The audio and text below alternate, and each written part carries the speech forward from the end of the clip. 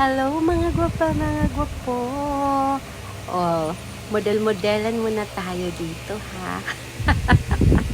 May pupuntahan tayo. Bago yan. Oh, syempre, model-modelan. Char-char lang. Oy, ganun lang talaga. Just fun. Habang hinihintay ko ang aking kumari na si Mars Step. Ayan, dito muna kami sa Lola Ninas. Sa may Imos, o diba? Hello, taga Imos. Ayan na, nandito na kami. Say hi! O diba, ang saya. Ito naman ang Imos Cathedral Parish Church. O diba, ang laki.